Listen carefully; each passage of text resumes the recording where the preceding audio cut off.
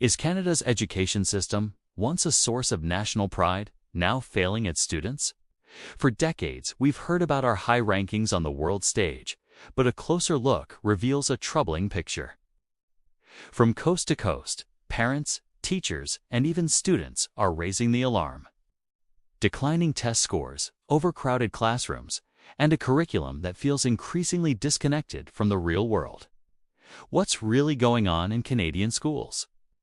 And more importantly, what does it mean for the future of our children? Let's start with the numbers, because they tell a sobering story. The Program for International Student Assessment, or PIS. PISA is a global benchmark that measures 15-year-olds in reading, math, and science. For years, Canada consistently ranked in the top 10, but the latest results show a significant drop.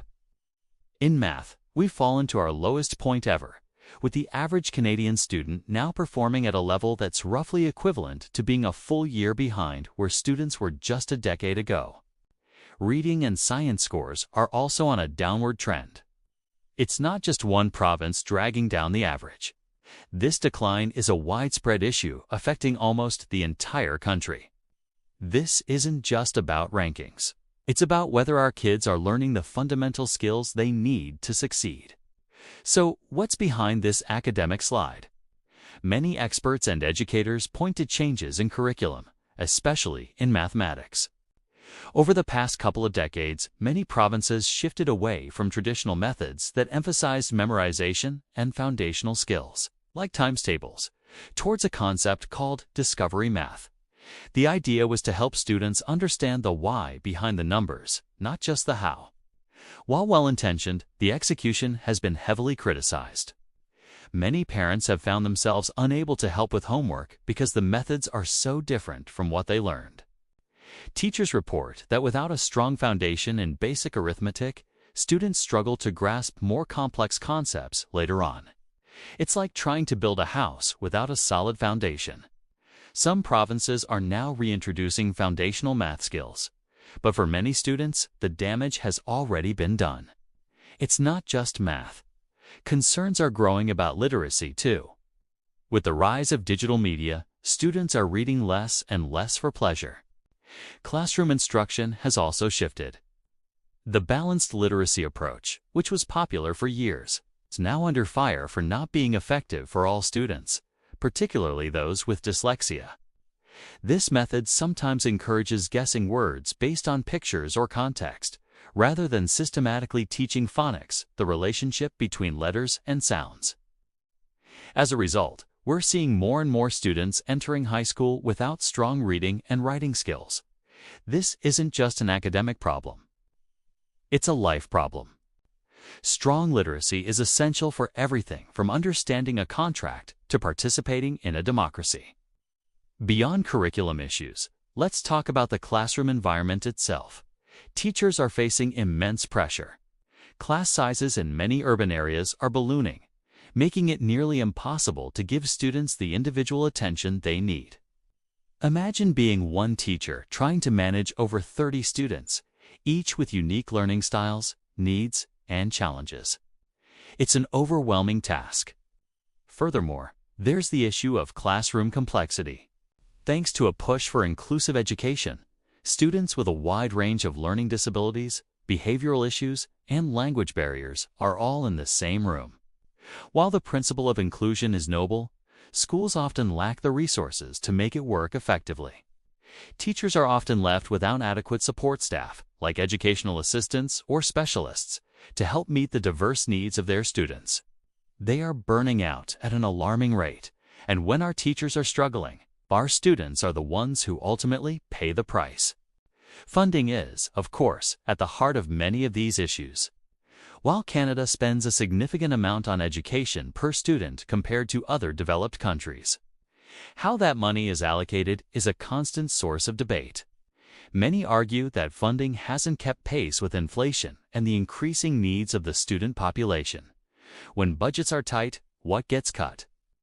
Things like librarians, music and arts programs, and vital support staff.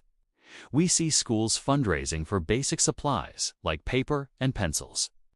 This creates a two-tier system where schools in wealthier neighborhoods can fundraise to fill the gaps, while those in less affluent areas fall further and further behind. This inequity is fundamentally at odds with the Canadian ideal of equal opportunity for all. Another huge concern is the growing disconnect between what students learn in school and the skills they need for the modern workforce and for life. The world is changing at an incredible pace, driven by technology and globalization. Yet our school system often feels like it's stuck in the 20th century. Where is the emphasis on digital literacy, financial literacy, coding, or critical thinking in the face of online misinformation? Many high school graduates feel unprepared for the realities of post-secondary education or the job market.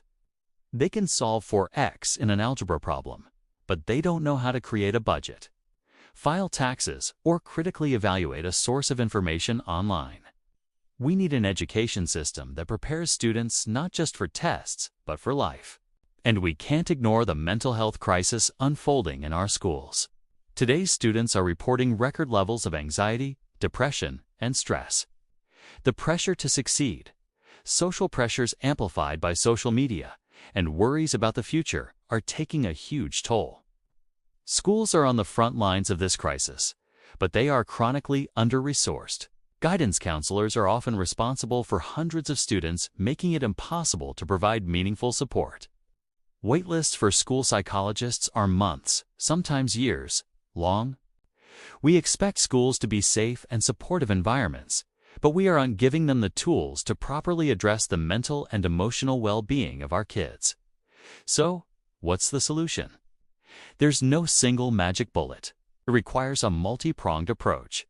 First, we need to get back to basics.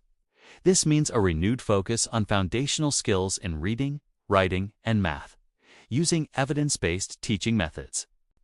This doesn't mean abandoning critical thinking or creativity. It means giving students the tools they need to engage in higher-level thinking. Second, we need to properly support our teachers.